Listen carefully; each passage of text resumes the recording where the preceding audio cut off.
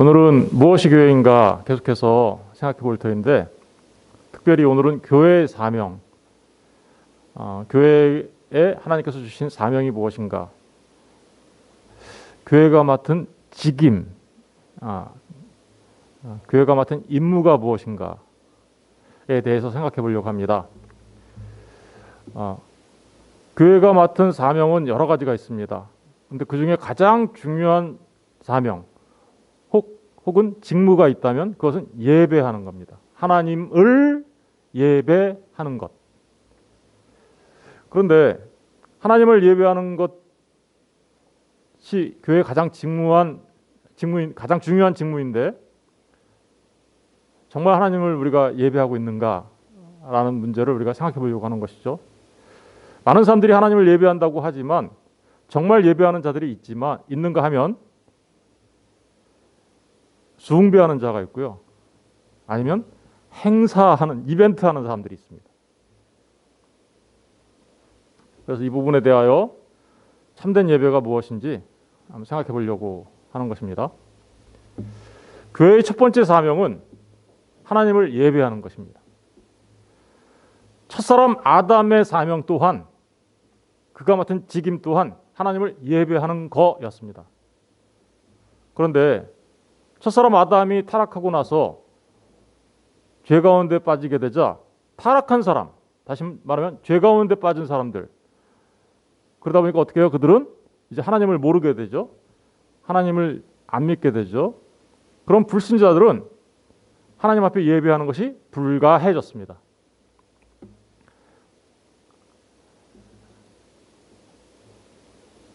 그런데 하나님 앞에 예배하는 자들이 생겼습니다.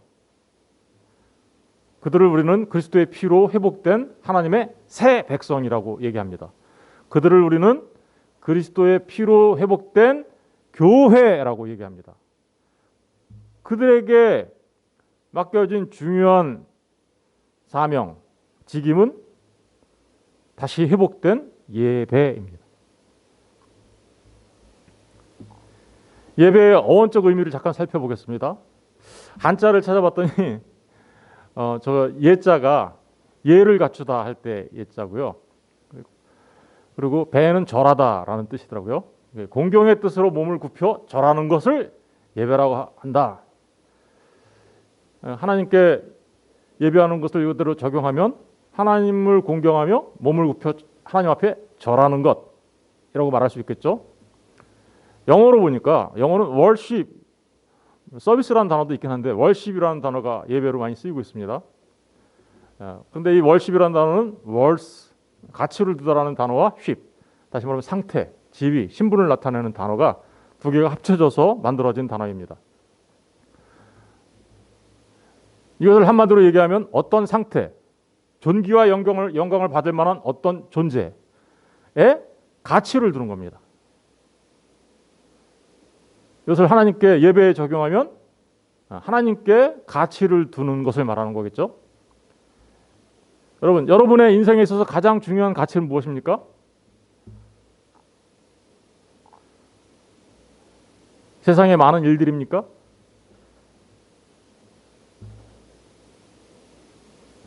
가족입니까? 자녀입니까? 직장입니까? 명예와 권력입니까? 승진입니까?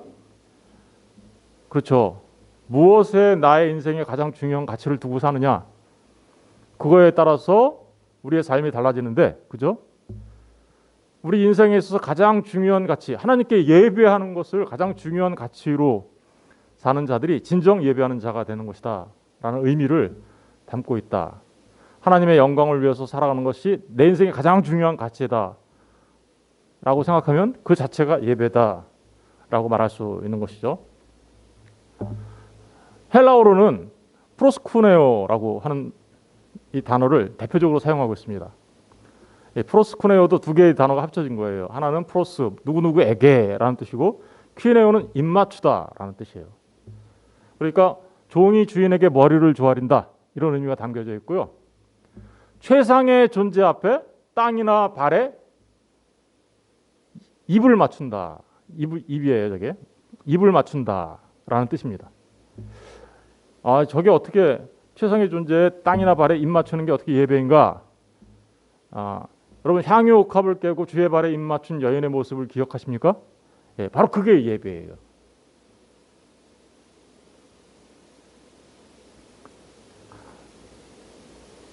향유옥합 깨서 주님의 발에 입 맞춘 그 여인의 모습이 바로 예배의 모습입니다. 예배자의 모습인 것이죠.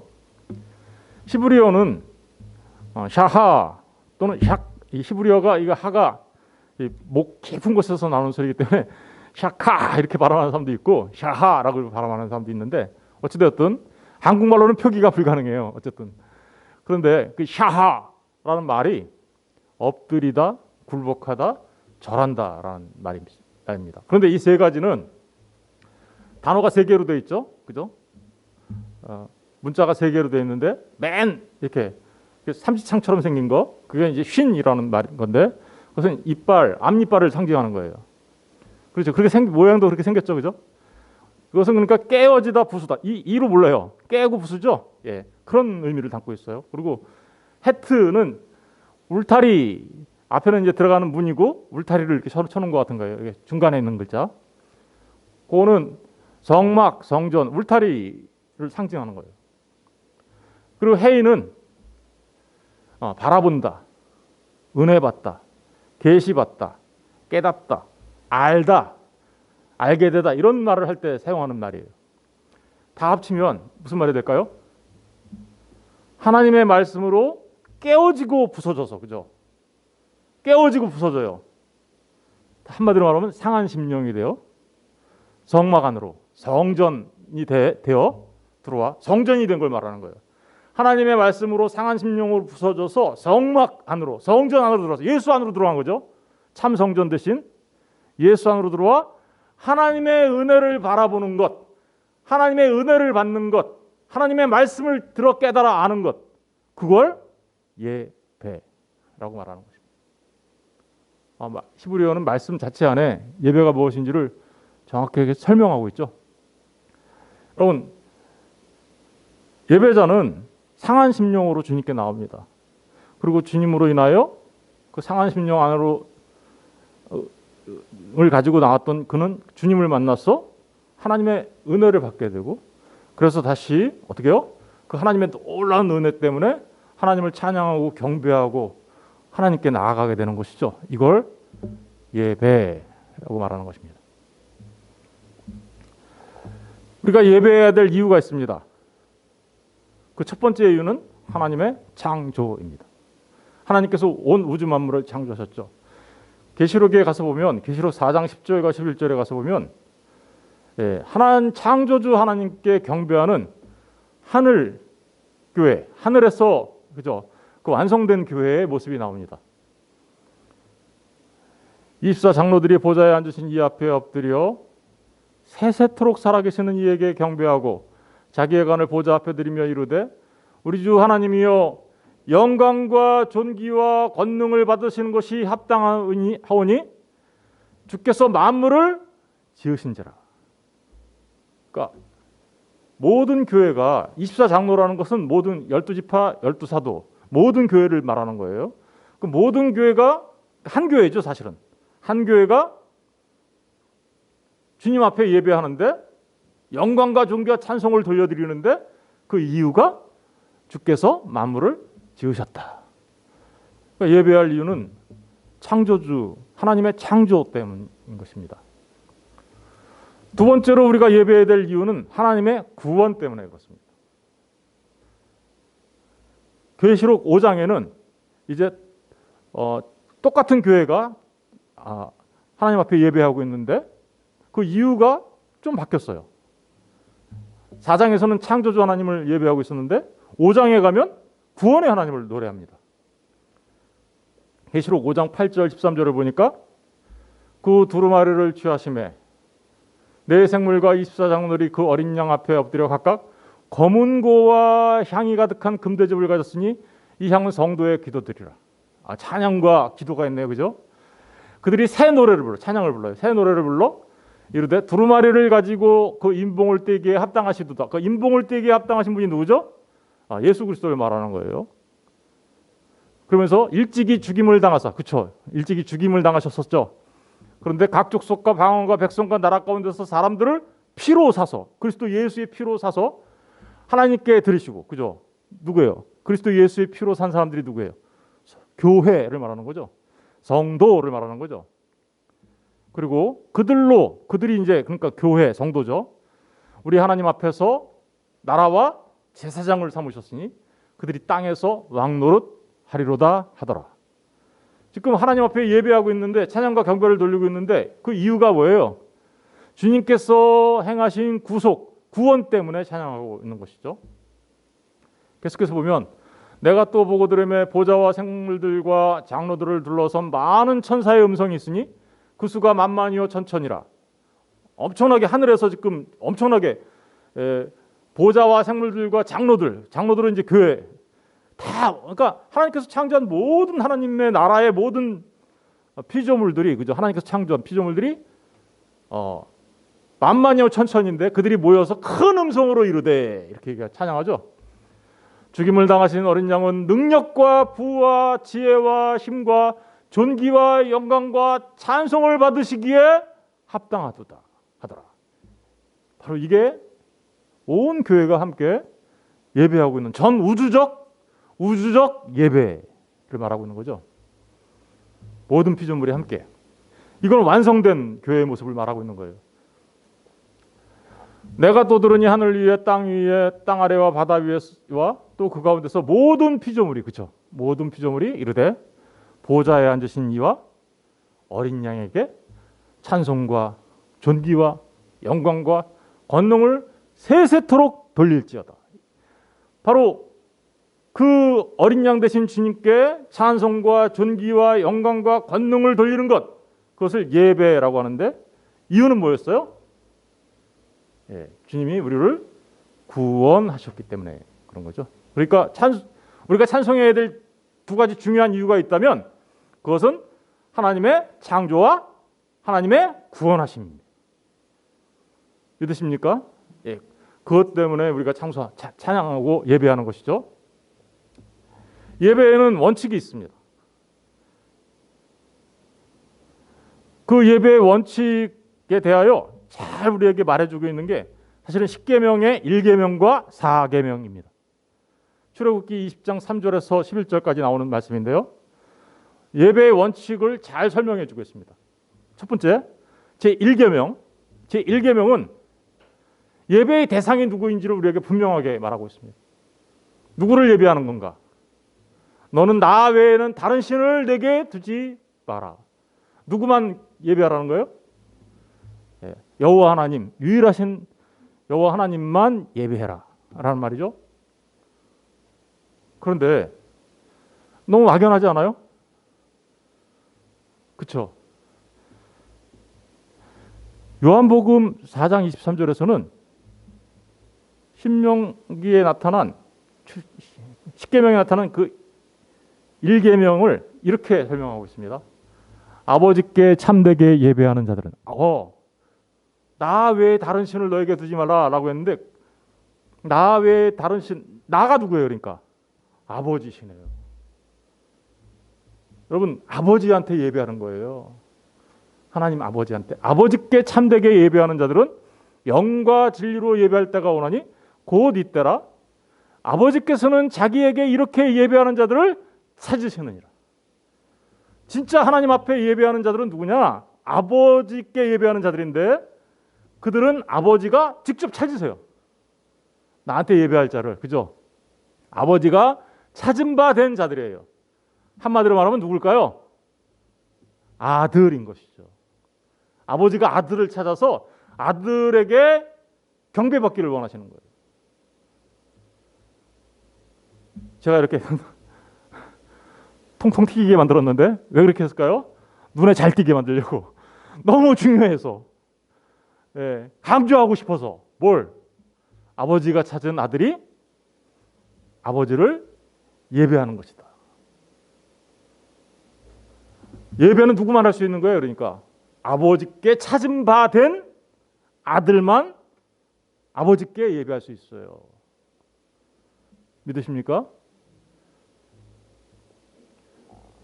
너무너무 중요한 거예요. 예배의 대상이 누구인지를 정확하게 우리한테 설명하고 있죠. 그리고 누가 예배할 수 있는지도 설명하고 있죠. 그죠? 누가 예배할 수 있는지. 두 번째, 예배의 방법이 있습니다. 예배의 방법은 제2계명에 나와요. 제2계명에 어떻게 나오나? 우리 한번 읽어볼까요? 다 같이 시작.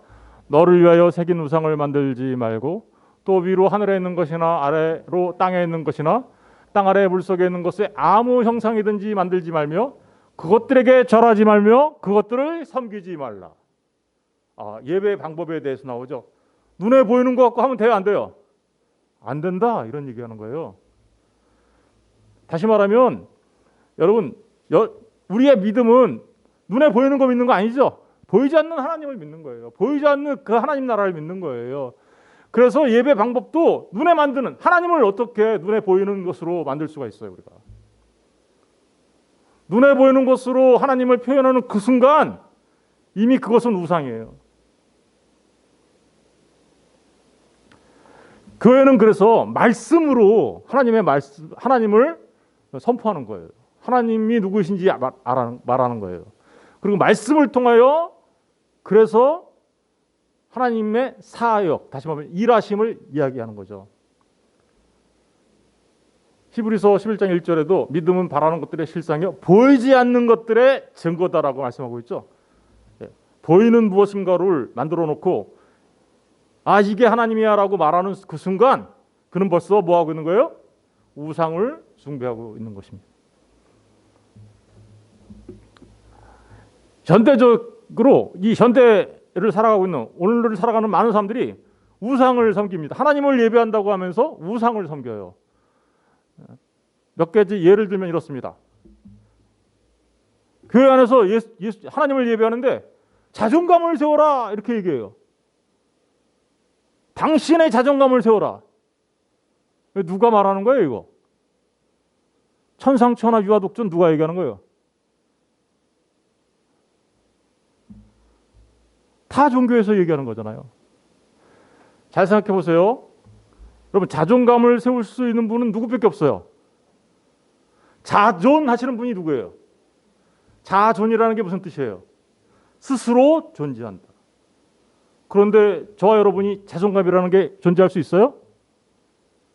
그것은 자기가 하나님이라는 뜻이에요. 우리는 자존감을 가질 수 없는 존재예요, 본래가. 자존감을 가질 수 있는 분은 유일한 하나님 한 분뿐이세요. 그런데 사람이 타락하여 내가 저 선악과를 먹으면 하나님처럼 될 것 같다고 생각하여 먹고 나도 하나님이 됐지라고 생각하는 그들이 자존감을 내세우는 것이죠.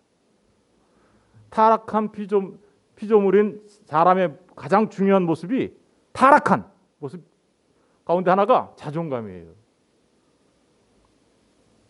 교회 안에서 자존감 세우십시오. 당신이 최고예요. 라고 얘기한다면 그것은 마귀의 속삭임이에요. 사도 바울은 반대로 얘기했어요. 나는 날마다 죽노라. 사도 바울은 날마다 죽었어요. 나는 죽고 예수가 살아야 한다고 세례 요한은 그는 흥하고 나는 쇠하여야 하리라 라고 말했어요. 굉장히 자기 자신이 스스로 자존감을 세우며 자기 자신을 높이려고 하는 것 그 자체가 뭐예요? 자의적 숭배, 우상 숭배예요.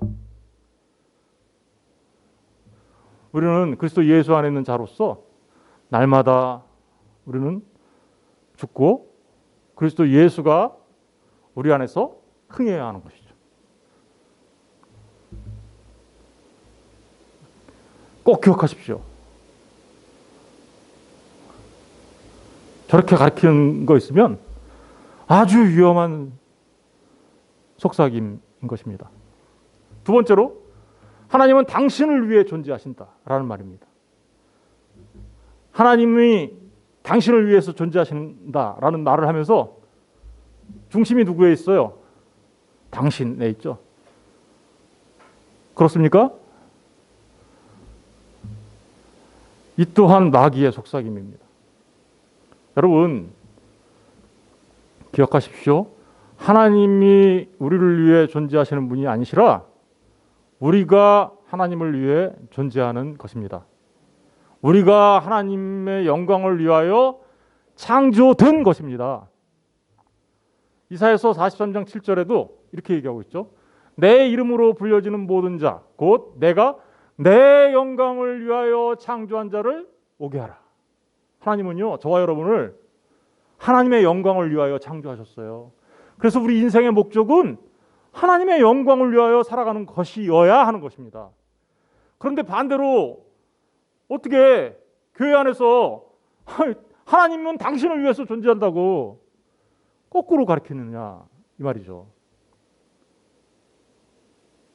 너무나도 위험한 속삭임이 아닐 수 없습니다. 그게 곧 자기를 숭배하는 우상 숭배입니다. 상상하라고 얘기하죠. 상상하라. 상상하라. 아, 이제 보이는 걸로 하면 우상 숭배니까 보이지 않는 걸로 해야 되니까 하자 그러면. 그러니까 뭐라고 얘기해요 또 이제? 그래? 그럼 상상해 보자 우리가. 이렇게 얘기하는 거죠. 뭘 상상할까요? 신과 직접 만나는 것을 생각하라. 아, 하나님과 직접 만나는 걸 생각하라는 거죠. 접신하라는 거예요. 잘 생각해 보세요. 우리가 하나님을 직접 만날 수 있어요? 누구를 통해서만 우리는 하나님을 만날 수 있어요? 중보자 되신 예수 그리스도를 통해서만 만날 수 있어요. 그런데 신과 직접 만나는 것을 상상하라고 가르쳐요. 그거는 접신하는 거예요. 너의 귀에 속삭이는 하나님을 상상해라. 내 귀에다가 직접 말해주시는 하나님을 상상해라. 하나님은 우리에게 어떻게 말씀하세요? 이미 주신 하나님의 말씀을 통하여 우리에게 말씀하십니다. 그런데 직접 말한다고 하죠. 또 이렇게 얘기하죠. 나를 포옹하는 하나님을 상상해라. 당신을 얼마나 사랑하는지 몰라요. 하나님이 포옹하는 하나님을 상상해라. 성층권을 뚫고 하늘로 오르는 것을 상상해라. 그 하나님 나라로 오르는 나를 상상해라. 얼마나 행복하겠느냐. 이렇게 얘기하는 거죠. 근데 실제로 그렇게 하면 엄청난 그 카타르시스 같은 것을 느낄 수 있어요. 저렇게 하면. 근데 너무나도 위험한 것입니다. 상상은 좋은 것이긴 합니다. 우리 역사가 발전해 온 것은 어떻게 보면 상상력의 산물이라고 말할 수도 있습니다. 그러나 상상이 하나님의 말씀을 대신할 때 그것은 우상이 되는 것입니다. 무슨 얘기인지 아시겠습니까? 물리적 형상을 만드는 것만이 우상이 아니라 상상으로도 얼마든지 우상을 만들 수 있다라는 것입니다. 우리는 하나님의 말씀에 근거하여 우리의 믿음을 지키며 신앙생활하는 예배자가 되어야 하는 것입니다. 말씀 안에 머물러 계셔야 합니다. 세 번째로 제3계명에는 예배자의 자세에 대해서 이야기합니다. 같이 읽어볼게요. 시작. 나는 내 하나님 여호와의 이름을 망령되게 부르지 말라. 나 여호와는 나의 이름을 망령되게 일컫는 자를 죄 없다 하지 아니하리라. 아, 예배자의 자세는 하나님의 이름을 망령되게 일컬으면 안 되는 거죠? 여러분, 하나님의 이름을 망령되게 일컫는다는 것은 하나님의 이름을 잘못 사용한다는 거예요. 하나님의 이름을 이용한다는 거예요. 자, 잘못 알아가지고. 호세아서 4장 6절에 이렇게 얘기합니다. 내 백성이 지식이 없으므로 망하는도다. 내가 지식을 버렸으니 나도 너를 버려 내 제사장이 되지 못하게 할 것이다. 다시 말하면 하나님의 말씀을 몰라, 하나님의 뜻을 몰라, 하나님께서 정하신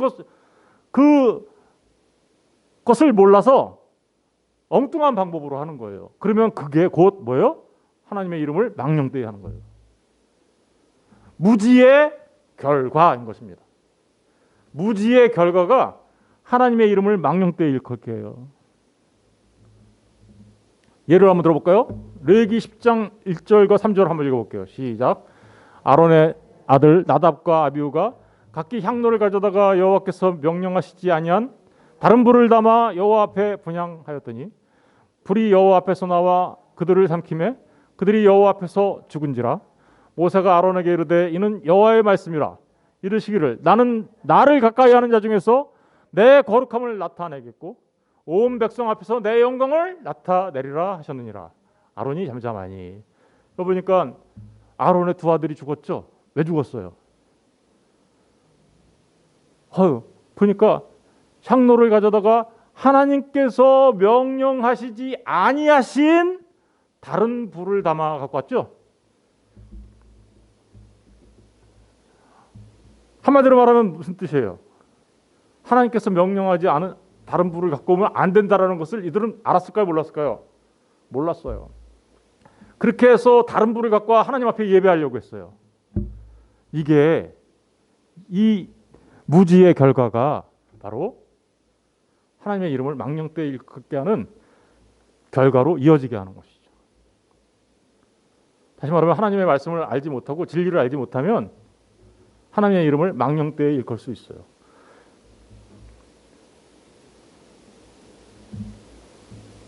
그래서 로마서 12장 1절 2절에 이렇게 얘기하죠. 너희 몸을 하나님이 기뻐하시는 거룩한 산제물로 드리라. 이는 너희가 드릴 영적 예배니라. 그러면서 이렇게 얘기하죠. 너희는 이 세대를 본받지 말고, 첫 번째가 이 세대를 본받으면 안 돼. 두 번째, 오직 마음을 새롭게 함으로 변화를 받아야 돼. 그리고 제일 중요한 거, 하나님의 선하시고 기뻐하시고 온전하신 뜻이 무엇인지 분별해야 돼. 여러분, 하나님의 선하시고 기뻐하시고 온전한 뜻이 무엇인지 분별하는 삶 자체가 뭐예요? 산 제물로 나를 드리는 영적 예배예요. 무슨 얘기인지 아시겠죠? 하나님의 선하시고 기뻐하시고 온전한 뜻이 무엇인지 아는 것, 그러면 하나님의 이름을 망령되이 일컫지 않고 살아갈 수 있는 것이죠. 이게 바로 예배자의 모습인 것입니다. 그러면 하나님의 기뻐하시고 온전하시고 선하신 뜻, 우리가 진정 참된 예배자가 되려면 어떻게 해야 될까요? 어떻게 예배하라요? 요한복음 4장 24절에 보니까 뭐라고 얘기하고 있습니까? 다 같이 읽어보겠습니다. 시작. 하나님은 영이시니 예배하는 자가 영과 진리로 예배할지. 예배하는 자가 어떻게 예배하래요? 예배자의 자세가 나오잖아요, 여기. 그죠? 뭘로 하래요? 영과 진리로 예배할지라. 이렇게 나오죠? 그럼 영과 진리로 예배한다라는 거가 뭔가? 이거 우리가 알아야 되잖아요. 그렇죠? 옛날에는 이거를 신령과 진정으로 이렇게 번역을 했어요. 그러니까 신령과 진정으로 예배하는 자가 신령과 진정으로 예배할지니라 라고 이렇게 가니까 신령, 뭔가 신비하고 뭔가 거룩한 이렇게 모습이 이렇게 BGM이 쫙 걸리고 그러면서 막 신비한 모습 속에서, 환상 속에서 예배 드리는 거, 신령한 거, 진정으로. 그러니까 진정이니까 이거를 어떻게 생각하냐면 지성이면 감천이지, 이런 식의 지극한 정성을 드리면 하나님이 받으시겠지. 그래서 신비적이고도 지극한 정성을, 지성이면 감천이니까 지극한 정성을 다하면 하나님께서 예배 받아주시지 않을까? 이렇게 생각한 거죠. 그런데 여러분, 그게 가인의 제사예요. 가인과 아벨의 제사 아시겠죠? 방금 전에 제가 말씀드렸던 그 부분은 가인의 제사예요. 그럼 영과 진리로 예배한다는 건 뭘까요? 그걸 아벨의 제사라고 얘기할 수 있어요. 아벨의 제사. 아벨은 하나님께서 기뻐하시는 것으로 드렸죠? 뭘까요? 영과 진리로 했다니까요. 그렇죠? 여러분 잘 생각해 보세요. 영과 진리로 예배하는 자들이 누구인가? 로마서 8장 15절에 이렇게 기록하고 있습니다. 우리 한번 읽어볼까요? 제가 좀 긴데 짧게 핵심적인 부분만 이렇게 발췌해왔어요. 읽어볼게요. 시작. 너희는 양자의 영을 받았으므로 우리가 아빠 아버지라 부르짖느니라. 아까 아버지한테 예배한다고 했죠? 아버지한테 얘기하는 사람들은 누구라고 했어요? 아들이어야죠. 아들인 사람은 뭐가 있어요? 양자의 영. 본래 아들이 아니었어요. 본래는 우리가 전부 다 죄 가운데 있어서 본래 본질상 우리는 진노의 자녀, 마귀의 자녀였어요. 그런데 예수 그리스도께서 십자가에서 피 흘려 우리를 값주고 사왔어요. 그래서 우리를 어떻게 했어요? 하나님의 아들로 삼아줬단 말입니다. 그 아들로 삼기 위하여 우리에게 주신 게 있어요. 그게 뭐예요? 성령, 영, 양자의 영. 그래서 The Spirit of Adoption이라고 하죠. 그죠? 우리를 양자 삼아주시는, 우리를 딴집 자식이었는데 입양시켜서 하나님의 아들로 삼아주셨단 말입니다. 그 사람이 예배할 수 있어요. 그게 바로 영으로 예배한다 뜻이에요. 한마디로 말하면 그 영은 무슨 영이냐? 진리의 영이에요. 아, 그러니까 어때요? 영과 진리로 예배한다라고 하니까 어때요? 내가 그리스도 예수의 피로 죄사함을 받고 성령을 받은 사람들이 드리는 예배가 영과 진리로 드리는 예배구나라는 거 알 수 있겠죠? 성령님은요, 진리의 영이세요. 성령님이 진리의 영이라는 건 무슨 뜻인가요? 나는 길이요 진리요 생명이. 누가 길이요 진리요 생명이에요? 예수님의 영이라는 뜻이에요. 진리 대신 예수님의 영. 그래서 우리는 성령을 또 이렇게 얘기하죠. 그리스도의 영. 그죠? 그러면 성령이 우리 안에 들어왔다는 얘기는 누가 들어왔다는 거예요? 진리 대신 예수님이 우리 안에 있다는 거죠. 보세요. 영과 진리. 한마디로 말하면 하나님은 영이신데 그 하나님께 예배할 수 있는 자들은 성령이 내주하고 계시고 예수가 안에 있어. 아니, 이제는 예수 안에 있어. 그죠? 아들 된 사람들의 예배. 그걸 영과 진리로 드리는 예배다라고 말하는 거예요. 어디에서든 드릴 수 있죠. 장소에 상관없이 드릴 수 있죠. 우물가의 여인이 물어봤어요. 우리 이 산에서 할까요? 저 산에서 할까요? 그러니까 예수님이 이 산도 아니고 저 산도 아니야. 아버지는 진짜 예배자를 찾는데 영과 진리로 예배할 자를 찾으셔. 누구예요? 영과 진리로 예배하는 사람들.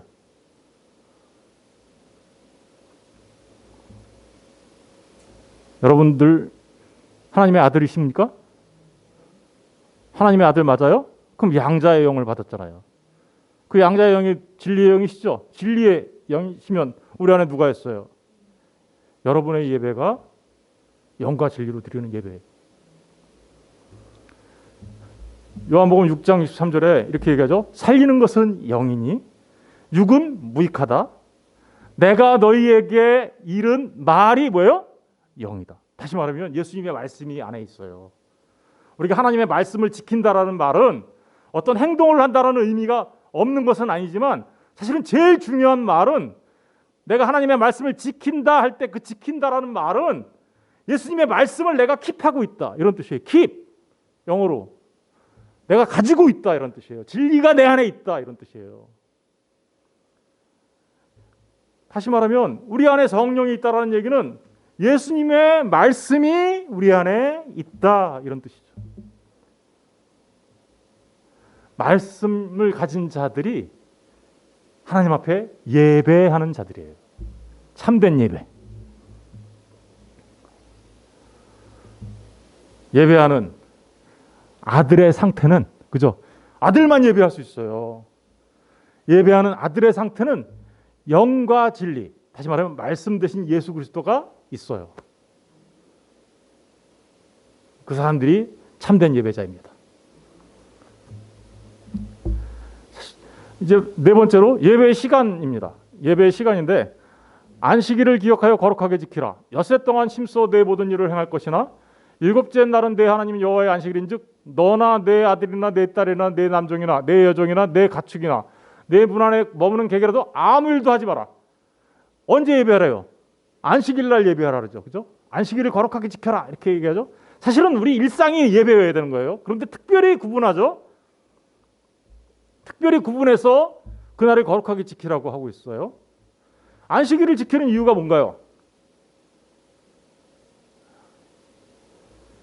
안식일을 지키는 가장 중요한 이유는 출애굽 당시에 하나님께서 말씀해 주셨어요. 시내산 언약, 다시 말하면 모세의 언약, 십계명을 통하여 우리에게 왜 안식일을 지켜야 되는지 얘기해 주셨어요. 왜 안식일을 지켜야 되냐? 그날이 바로 창조 기념일이기 때문에. 우리 아까 하나님을 예배해야 되는 이유가 뭐예요? 하나님이 창조자시다라는 거였죠. 그날이 바로 창조 기념일이었단 말입니다. 다시 말하면 6일 동안 창조하고 7일째 안식하셨죠. 바로 그것을 기억하면서 안식일을 지켜라 라고 얘기한 거예요. 출애굽기 20장 11절에 이렇게 기록하고 있죠.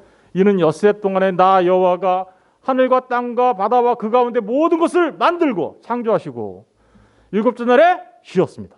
그죠? 그러므로 나 여호와가 안식일을 복되게 하여 그날을 거룩하게 하였느니라.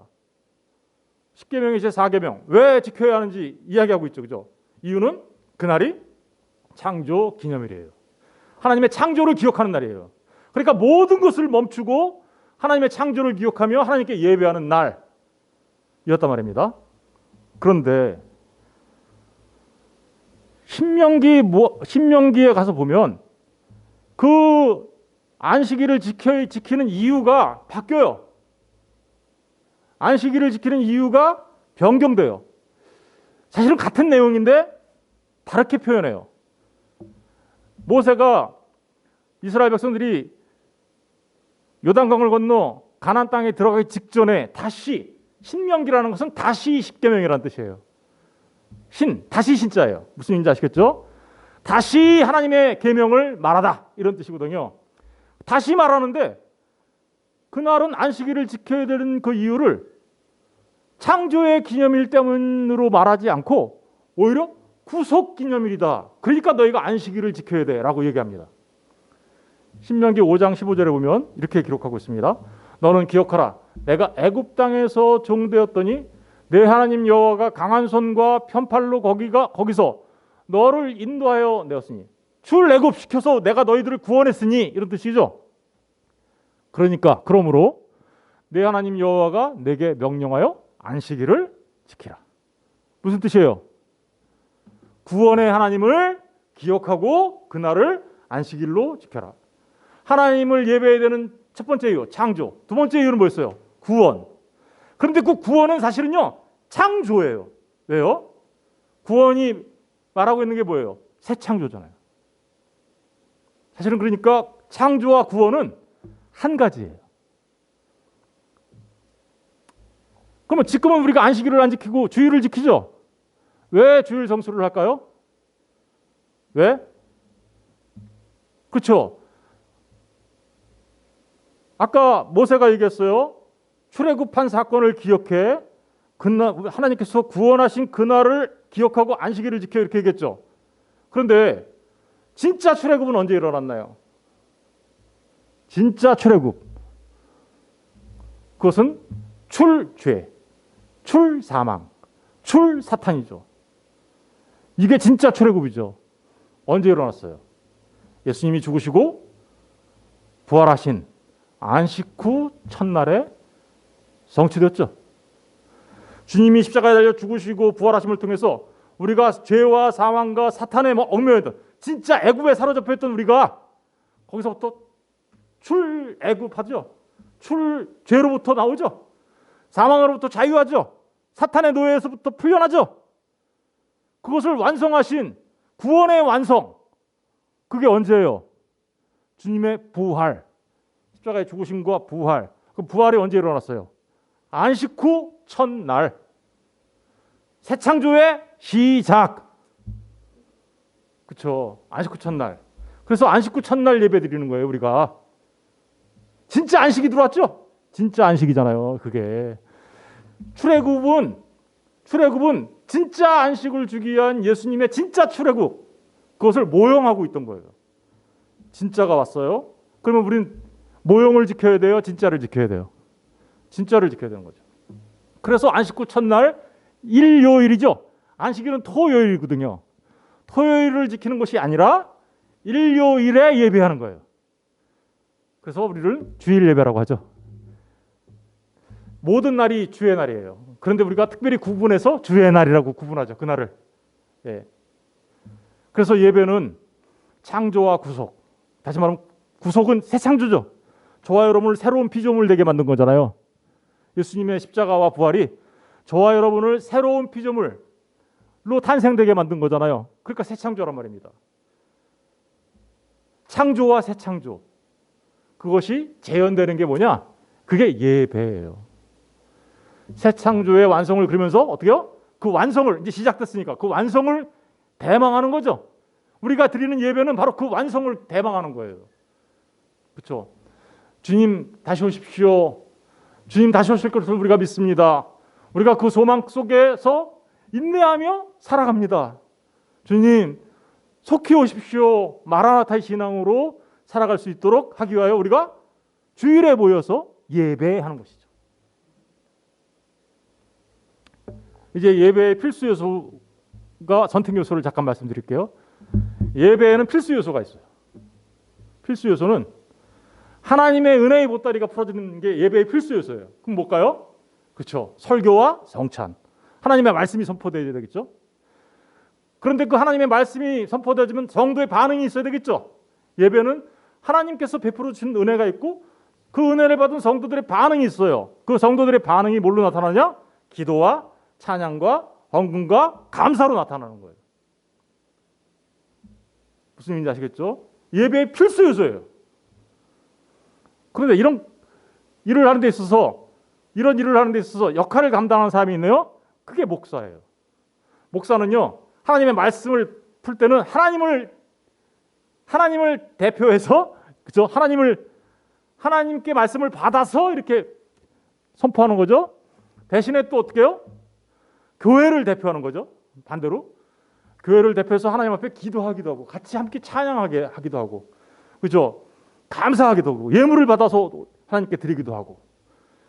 기도는 바로 목사는 바로 그런 역할을 하는 사람일 뿐이에요.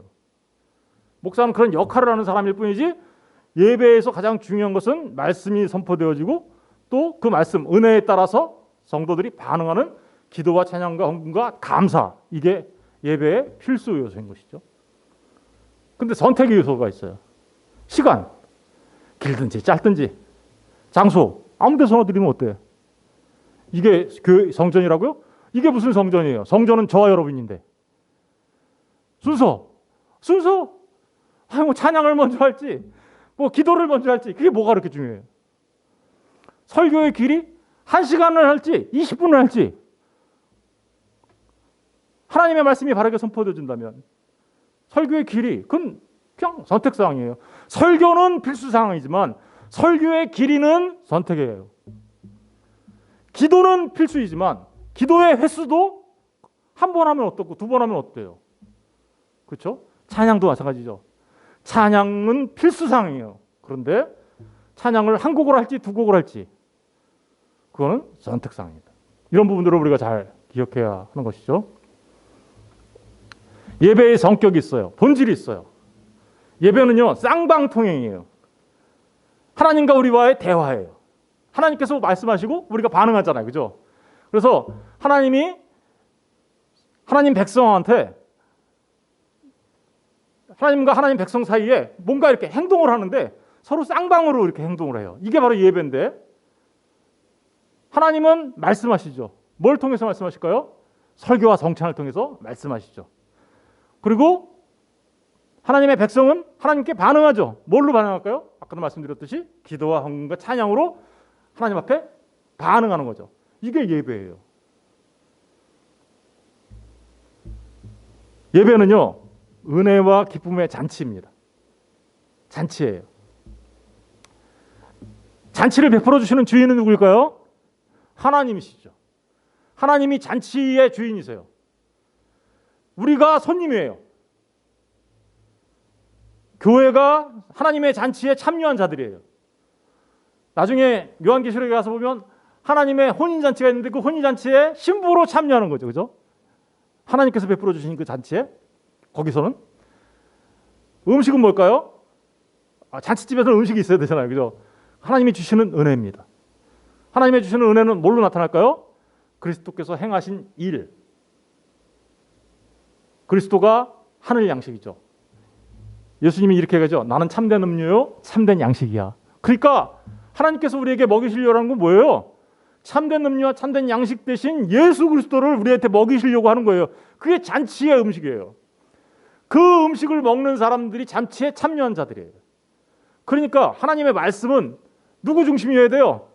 주 예수 그리스도. 목사는요, 이걸 잘 어떻게 돼요? 하나님께 받아가지고 잘 뭐 해야 돼요? 전달해주는. 목사는요, 배달맨이에요. 배달맨.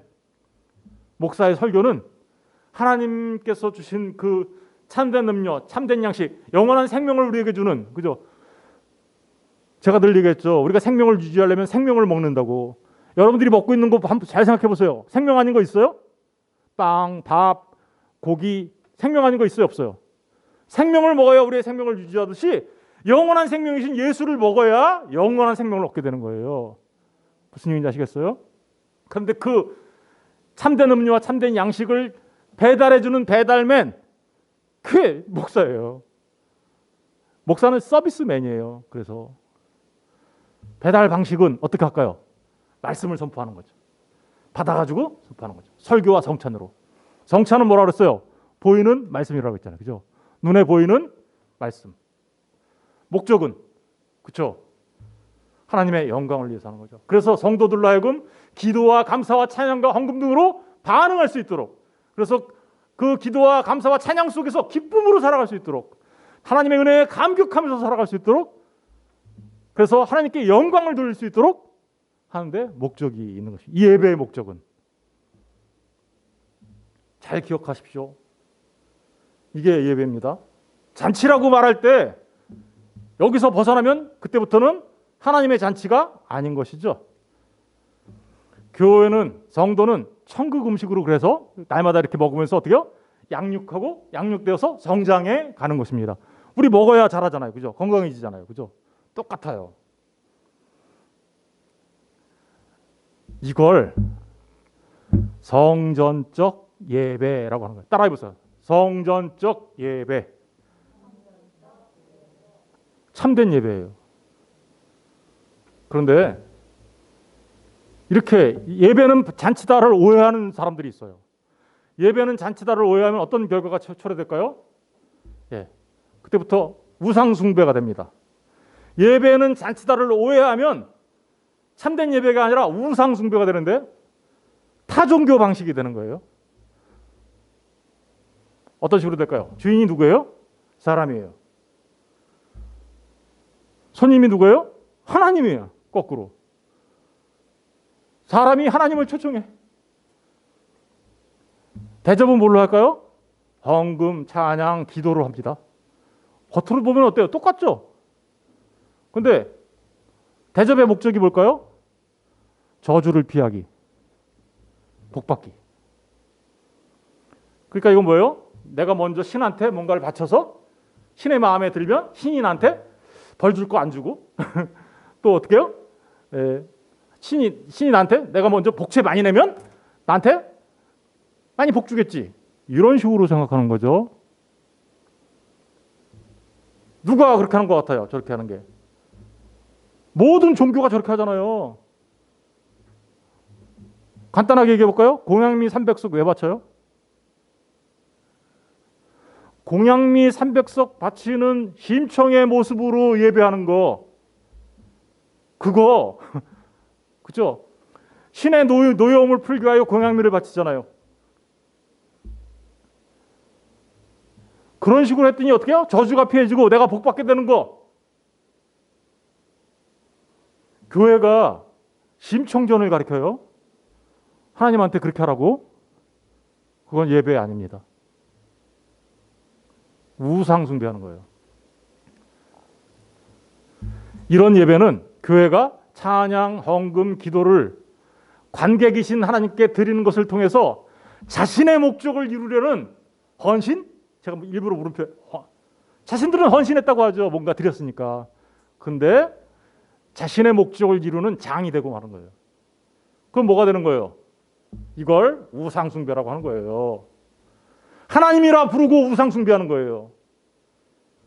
신전적 예배라고 하는 거예요. 이걸 신전적 숭배죠. 예배가 아니라 신정적 숭배, 우상 숭배. 신전, 저 꼭대기에 하나님한테 내가 뭔가 갖다 바치면 나한테 이렇게 복 주는 거.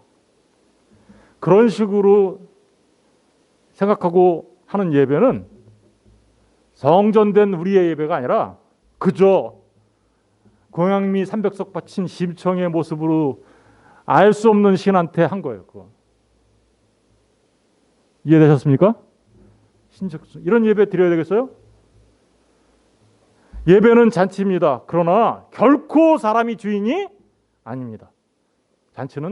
잔치의 주인은 하나님이시고 오히려 우리가 그 하나님의 잔치에 초대받은 하나님의 아들들인 거죠.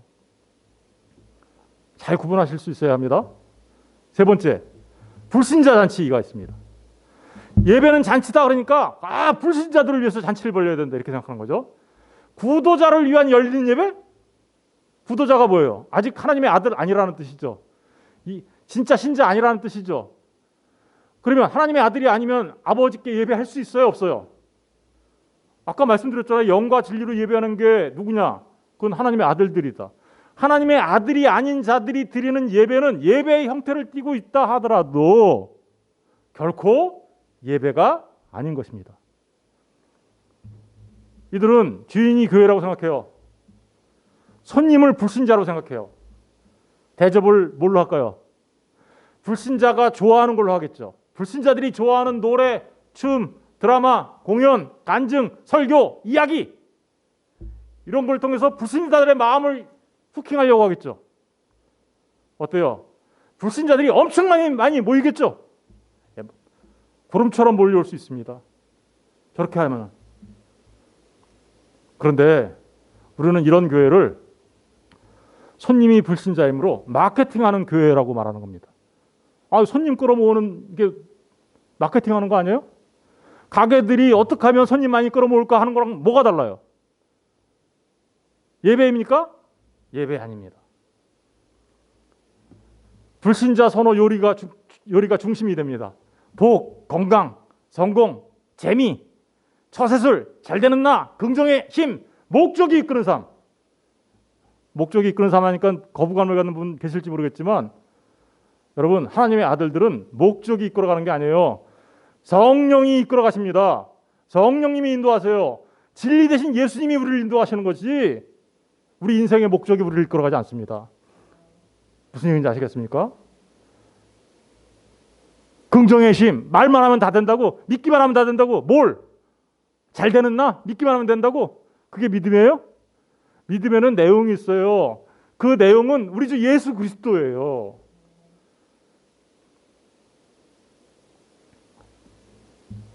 이렇게 하는 것은 불신자들에게 맛있는 음식 주면서 일로 와 라고 말하는 것밖에 안 되는 것입니다.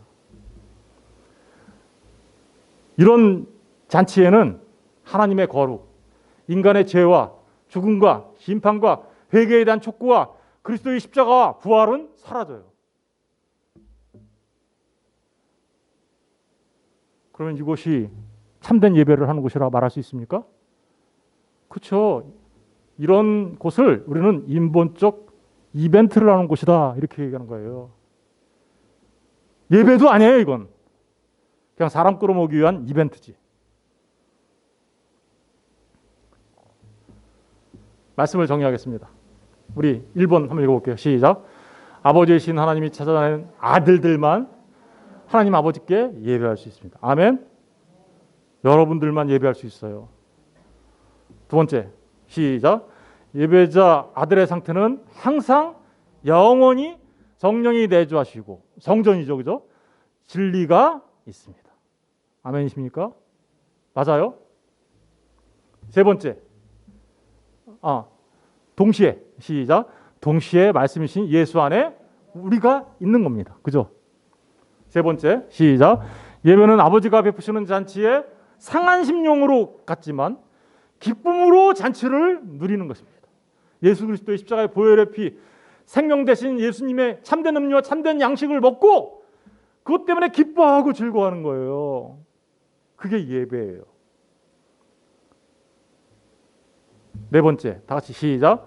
하나님의 보시는 잔치에서 아들, 성도는 말씀으로 하늘 양식을 먹고 놀라우신 하나님 아버지의 은혜를 깨달아 알아 아버지의 선하시고 기뻐하시고 온전한 뜻이 무엇인지 분별하며 감사와 찬송과 기도와 헌금을 드리며 삶에서 전인격적으로 자신을 산 제물로 드리며 살아가는 것. 이게 예배자예요. 마지막으로 다 같이 시작. 새소망교회는, 다시 말하면 여기 뭐라고 썼어요? 첫 번째 글자가 새소망교회는. 새소망교회 누구예요? 아, 나는 새소망교회 아닌가벼. 새소망교회는 시작. 새소망교회는 신전적 예배나 인본적 이벤트로서의 예배를 거부합니다. 저 말이 이제 무슨 말인지 아시겠죠? 새소망교회는, 계속해서 새소망교회는 시작. 새소망교회는 언제나 하나님의 아들로서 영과 진리로 하나님을 예배합니다. 성전적 예배. 저와 여러분이 항상 하나님의 아들로서 영과 진리로 하나님을 예배하는 하나님의 참된 예배자인 것을 정말 감사하고 감격하며 살아가는 자들 되었으면 좋겠습니다. 저게 얼마나 놀라운 축복인지 아시겠습니까? 네, 기도하겠습니다.